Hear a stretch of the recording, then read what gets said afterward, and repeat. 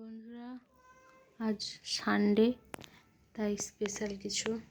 সব দিনই হয় স্পেশাল কিছু, বাট দেখুন, মাটন, কাতলা মাছ, তো আঁত মাছের আঁত খুব ভাজা করে খেলে খুব ভালো লাগে খেতে।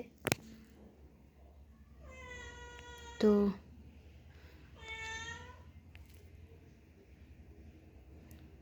রান্না হবে, নুন দিয়ে দিলাম স্বাদ মতো,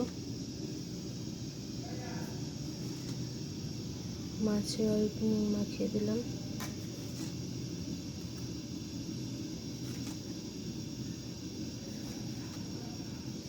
তো হাতটা নুন দিয়ে দিলাম, লবণ,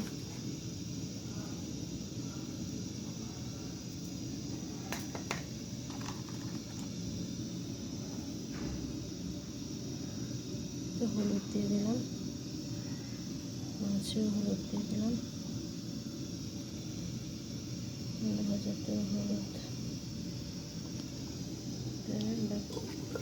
মাখিয়ে নেব।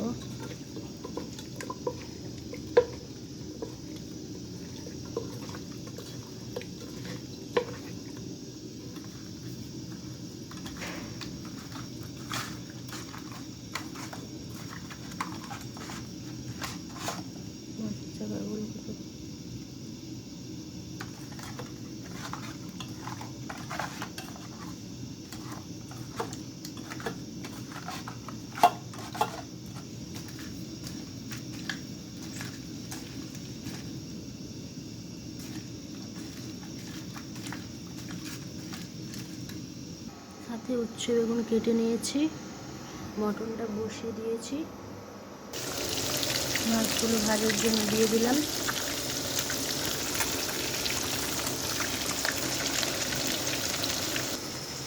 পেঁয়াজ, টমেটো, আদা, ধনে পাতা, রসুনগুলো ছাড়াবো। আচ্ছা,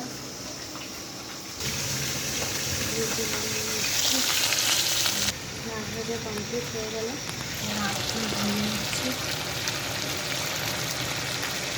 তো বেগুন ভাজা হয়ে গেছে, পোস্ত দিচ্ছি, ভাজা হচ্ছে।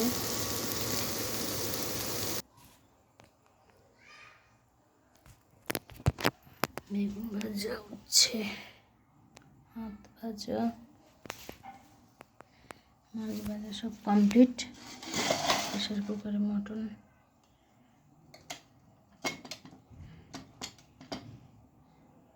মটনটাও সিদ্ধ হয়ে গেছে। মটনের পেঁয়াজটা ভাজা হচ্ছে, মটনটা সিদ্ধ হয়েছে, সুন্দর সিদ্ধ হয়ে গেছে, পুরো ছেড়ে যাচ্ছে, দেখুন। টমেটো দিয়ে দিলাম, পেঁয়াজ, রসুন, আদা সব দেওয়া হয়ে গেছে, টমেটো দেওয়া হয়ে গেছে। ভাজা হলে তারপরে দই, জিরে, আদা সব গরম মশলা একসাথে দিয়ে মশলাটা করেছিলাম, হলুদ, লঙ্কা গুঁড়ো, নুন একটু দিয়ে, তো এবার দিয়ে কষিয়ে দিচ্ছি। সামান্য একটু জল দিয়ে আর কষিয়ে নিই।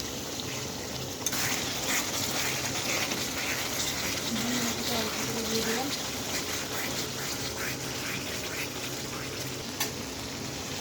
কত সুন্দর রং হয়েছে দেখুন। গোলমরিচ দিয়ে দিলাম, গোটা গোলমরিচ ভেঙে দিয়ে দিলাম গুঁড়ো করে।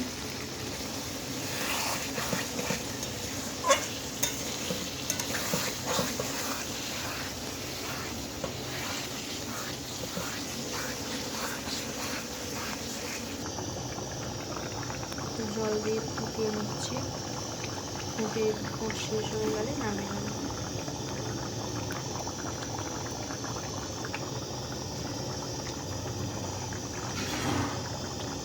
রং হয়েছে কত সুন্দর। ফাইনালি মটনের তরকারি রেডি। আপনারাও বানিয়ে খান, কমেন্টে জানাবেন কেমন হয়েছে।